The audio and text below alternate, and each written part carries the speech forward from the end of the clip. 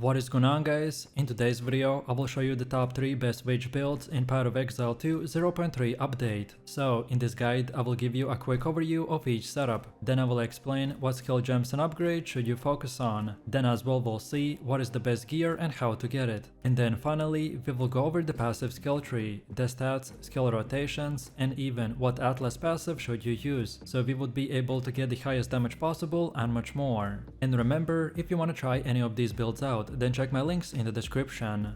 And before we continue, thanks to U4GM. They are a pro website that provides POE2 services like cheap currency, then even to trade all types of quality items and gems and much more. They have also more than 20,000 positive comments on Trustpilot, and this website is really worth a try. So make sure to use my discount code KATE for extra 6% off.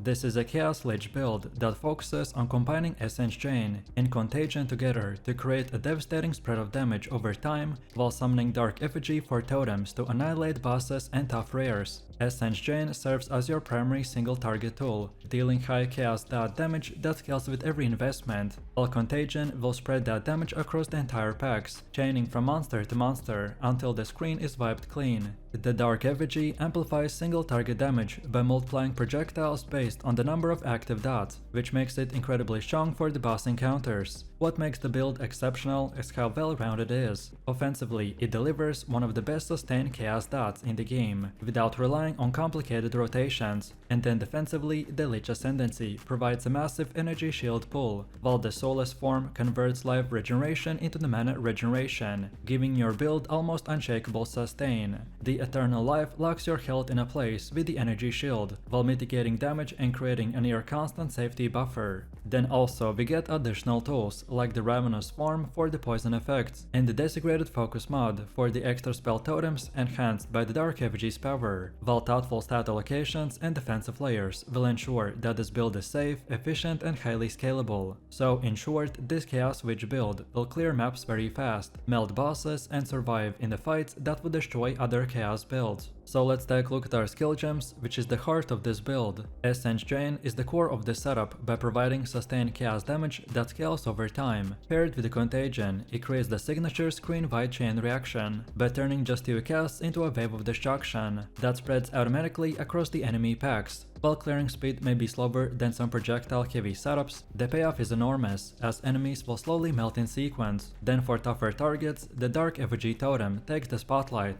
These totems will scale the number of damage over time effects on a target, meaning that stacking Essence Chain, Contagion, Despair and the Poison makes the Effigy volleys do super high DPS to the bosses. The main limitation, however, is their fragility, so careful placement behind one line of sight or near terrain is essential to keep them firing. Then our support gem setup will drive the build's efficiency. In 6 links, priority goes to the Dark Effigy first, then the Essence Chain and finally Contagion. Contagion will benefit greatly from quality for wider spread, and other gems like the Spear, Temporal Chains and the Essence Chains also will scale well with the quality. The new Ravenous Swarm gem is especially OP, allowing Dark Effigy to apply poison without the extra support, though it requires additional spirit from the gear. The Essence Chain support can be adjusted for the tougher bosses, for swapping Chain and Intense Agony for the Chain element and Deliberation that boosts single target output. In the early game, I recommend to keep Contagion at a very low level, that will help you to manage mana, but once a 6th link with the Arcane Surge is ready, then level it until it costs you over a third of your total mana for the optimal uptime. Then our utility gems will add flexibility, so by using our second weapon and getting the Sigil of Power, it will boost the boss damage significantly, especially when Effigy is active. And then finally, the Bone Storm used with the Visage of Aya will let you intentionally drop to low life after death to activate the passive bonuses. Then next we have our passive tree, and for this character we have one goal, to amplify our chaos damage over time, while building a hybrid defense that combines energy shield with a life sustain. On the damage side, we'll take clusters that give us chaos dot multipliers, increased chaos damage and the skill duration. These nodes are the backbone of the Essence Chain scaling. The extra duration doesn't just make Essence Chain last longer, it also keeps Contagion chains alive, letting them ripple farther into a pack before expiring. Then the cast speed nodes are another quiet powerhouse. Even though they don't directly boost your dots, they make the combo smoother and also raise Dark Effigy's projectile output, so our defensive structure is equally important. You'll be investing heavily into the energy shield, building up a massive pool that acts as your first line of defense. At the same time, you want to take enough life and regeneration nodes to fuel the Soulless Form mechanic, which converts life into your mana regeneration. This is exactly what keeps your spell sustainable even in the longer fights. Eternal Life will ensure that your life value is effectively locked in a place, which is what turns normally dangerous bypass mechanics into a form of mitigation instead. Then also you can see that I've invested into the curse effectiveness and efficiency. Despair is a core part of this build's single target output, and strengthening its debuffs will play a huge role. Likewise, taking mana efficiency clusters will prevent from running into awkward downtime in a fight, where you'd otherwise be waiting to regenerate before casting again.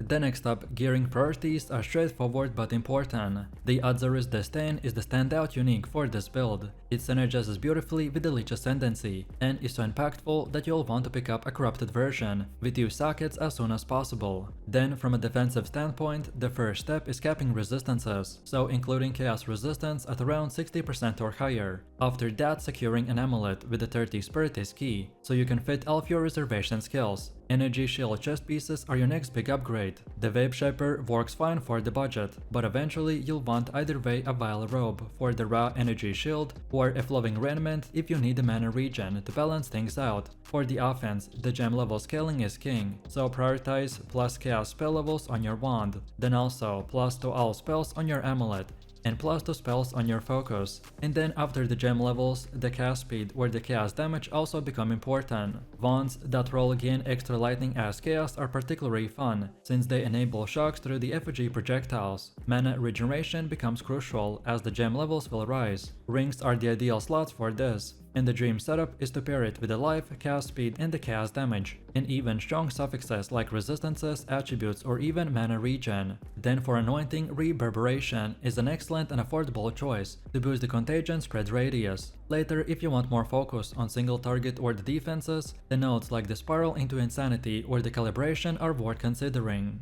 And now finally, let's see how do you actually play this build. When you're clearing maps, your flow is simple. Cast the Essence Chain, immediately follow it with the Contagion, and then watch the waves of chaos spread. In packs with weaker enemies, you may find yourself casting Contagion first, so that they don't die before the link is established. But in most cases, the Essence Chain into the Contagion will work best. Once the chains start, you'll often see entire screens wipe out with no further effect. Then for bosses and tough rares, you'll want to slow down and set up, so place first your Dark Effigy totem when they won't instantly die. Then drop your Sigil of Power and curse the ground with Despair. By the time all of these are stacked up, your effigy projectiles will be tearing through the chunks out of the tankiest targets. It will feel slower compared to the big hit builds, but the DPS uptime is much higher, so you can dodge, reposition, or kite while the dots will do their work. Also, one of the most unique mechanics here is the intentional low life setup. Eternal Life lets you drop your health to 35% or even less, and keep it there so as long as your energy shield stays up. So overall, if you're looking for the most powerful and the highest DPS Chaos Lich build, then here it is.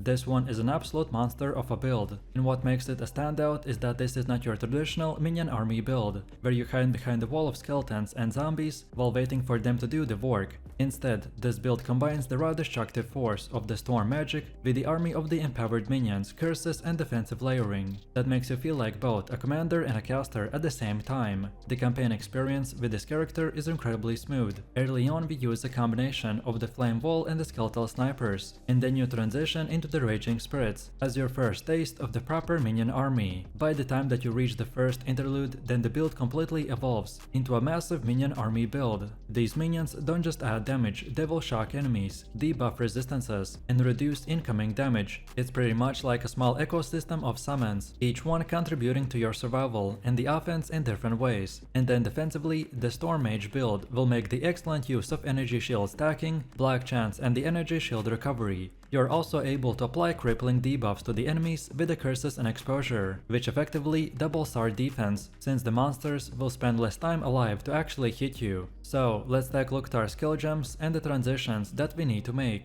Once you transition into the mid and the late game, the build evolves into something entirely different from its early campaign setup. So at round mapping, temporarily summons like the Raging Spirits or the basic Skeletal Snipers will get exchanged for a full roster of powerful and permanent minions. The first and most important shift happens when you gain access to the Powered Zealots, specifically the Spore Casting variant. Binding one of these specters is a massive turning point, because it essentially replaces the need for the Skeletal Snipers. Then the Zealot Spark attack will flood the battlefield with the lightning projectiles, by scaling perfectly with our curses and ascendancy bonuses, and even providing a foundation of consistent and screen-wide coverage. From there, the army grows more specialized. Skeletal Clerics will join the lineup, healing your entire minions and enhancing the effect of the Master. Then Skeletal Storm Mages become your primary debuffers, by applying shock and dramatically increasing the damage that your entire army can deal. You can also combine this with the Skeletal Brute, whose command skill intimidates enemies, which makes them weaker while amplifying all incoming damage. And then finally, the Skeletal Frost Mage will contribute a vital layer of defense by casting Protective Ice Armor that cuts down the damage that your minions take by almost 50%. By this stage, your gem setup should reflect a mature and synergetic engine. The curses like the elemental weaknesses will not only strip resistances, but also automatically summon spirits by merging utility and the offense into one smooth action. Then a nerd, which served its purpose early, is eventually replaced by the Convalescence for Sustain. And then when you face pinnacle bosses, projectile acceleration can be swapped for the controlled destruction to squeeze out even more devastating single target bursts. Now let's take a look at our passive tree,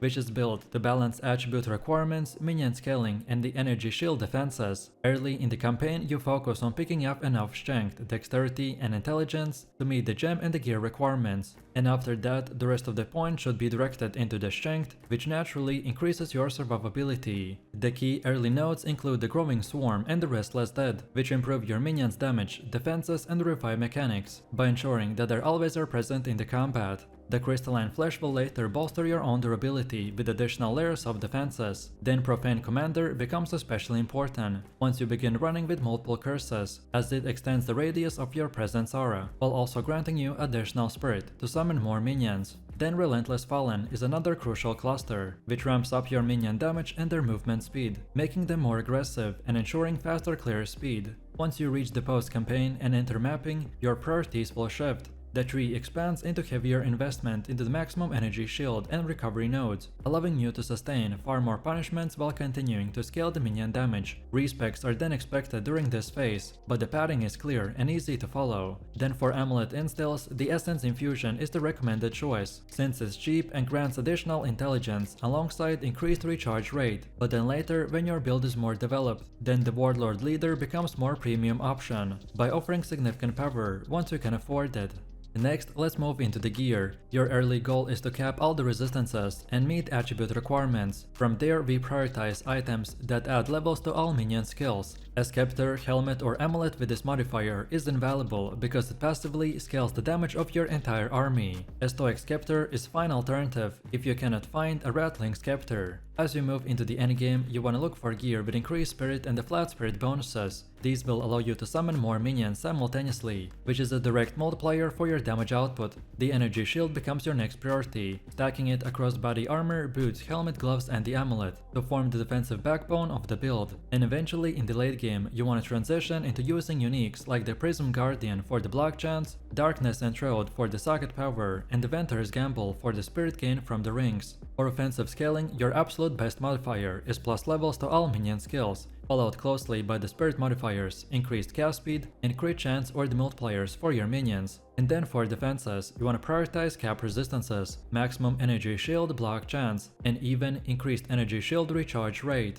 And now lastly, let's see how to actually play this build. Against bosses, you want to begin by pre-buffing your Spectre with the Sigil power and casting elemental weaknesses to strip resistances. You then activate Pen Offering to empower all of your minions, then cast Frost Bomb to apply exposure, and rotate Skeletal Brute and the Skeletal Frost Mage command skills to intimidate enemies and reduce incoming damage. If a fight is really long, then you can refresh it with the Unearth or the Convalescence to maintain the constant pressure. Then in mapping, the rhythm is very fast-paced. Your Spectres and the Skeletal Mages will tear through the packs, while Raging Spirits will fill in the gaps. Every curse cast not only weakens enemies, but spawns more spirits, which makes the gameplay feel like a rolling storm that never runs out of momentum.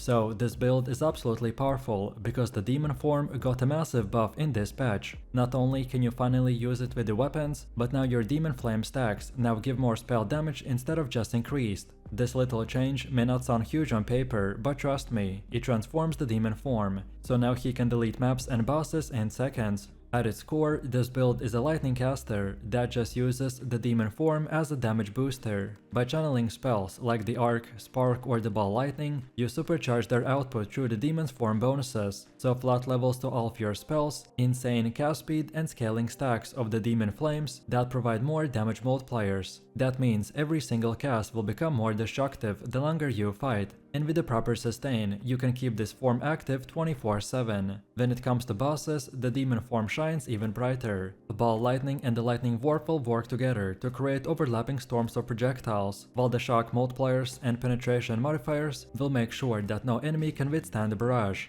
At the same time, mapping feels effortless, so sparks and chains crisscross across the screen. Then Orb of Storms keep the pressure applied, and Herald effects will ripple through the packs like a thunderstorm. Then defensively, you'd expect the demon form to be risky because of the degeneration, but actually this version turns that weakness into a manageable mechanic. We will stack spell suppression, get our resistances capped, and we've got a build that not only survives in the endgame but absolutely thrives. So let's break down the heart of this build, which are the active skill gems. The centerpiece of course is the demon form itself. We scale it with a cooldown reduction and supports like the second wind, to make sure that the transformation feels smooth and fluid. Once you're in the form, you want to stay there, because all of your real damage will come alive when those wings are out. Then for mobility and clearing, the lightning warp is your go-to. It's one of the flashiest skills in the game. You can literally blink into the packs and explode everything around you in a burst of electricity. The trick here is to scale its cast speed and efficiency so that it feels instant.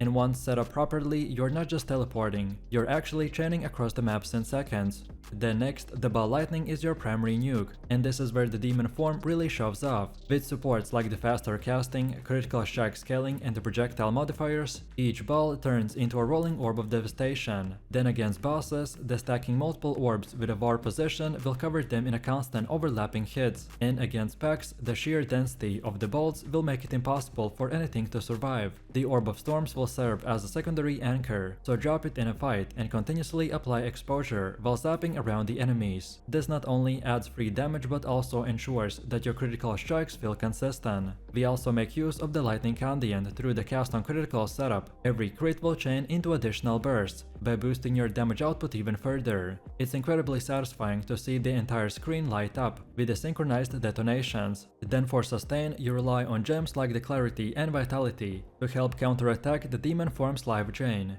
You want to pair this with the cooldown efficiency scaling in the convalescence mechanic, and now you will find it comfortably to maintain your form without constantly worrying about your HP. And to round things out, the Sigil of Power will provide an empowering zone for both AoV fight and boss encounters. Standing in the circle will give you both the damage and defensive boosts, which will synergize perfectly with the demon's form aggressive playstyle. Then next up, moving over to the passive skill tree. The general goal here is obvious: stack as much lightning damage as possible. Nodes like the Breath of Lightning, Pure Power and Electric Amplification will form the backbone of your scaling. These will ensure that your core skills like the Ball Lightning and the Warp Condiant will hit the kind of density that the demon form needs. On top of that, you're going to pick up the critical strike nodes.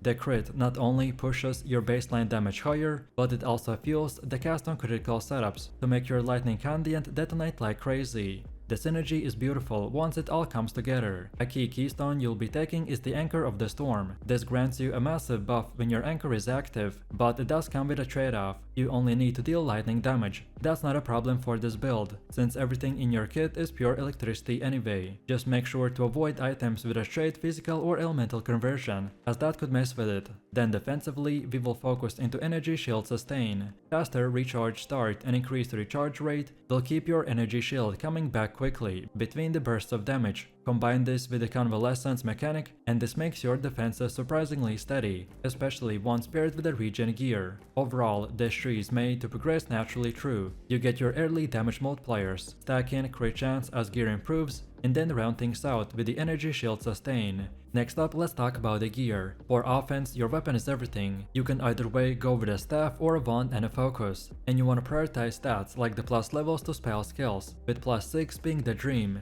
and percentage increase to lightning or dispel damage, as well as critical strike chance. The cast speed and mana regeneration will excel quality of life bonuses, but damage scaling comes first. Don't forget to also get plus levels on your amulet, as it is a huge power boost. Defensively, the single most important stat across your gear is the life regeneration. Your demon form will drain you constantly, so you'll want around 180 flat regen per second before the build really starts to stabilize. On top of that, you want to aim for high maximum life and maximum energy shield, since maximum life also increases your spirit and the extra energy shield through the ascendancy, which will push us towards at least 2000 plus life. You'll also want plus spirits on your body armor to fit all of your auras. On top of it, other good sustain options are life per enemy killed, which can roll on rings or the gloves, and they will help us to smooth out mapping before you hit your regen threshold. And also, don't forget about the chaos resistance. The chaos bypasses energy shield, so capping it is vital for our survival. Then for utility, you want to stack maximum mana and increased mana regen to support your heavy casting rotation.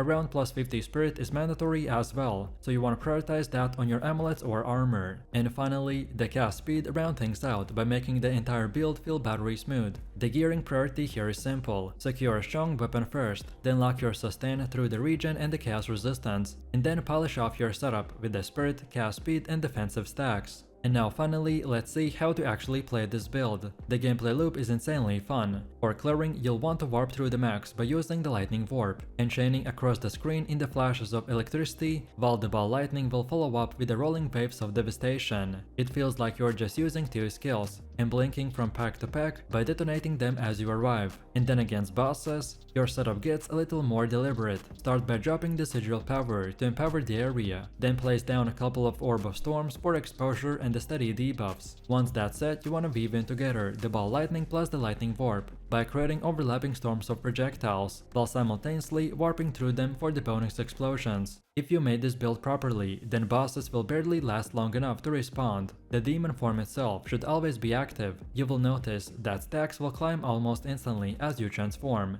and as long as you've hit your regen thresholds, there's no ever reason to change your form, except of course when fixing the bug that we talked earlier about. If you want to play this build, then you will be clearing entire screens with a blink, annihilating bosses in seconds, and looking absolutely incredible while doing it.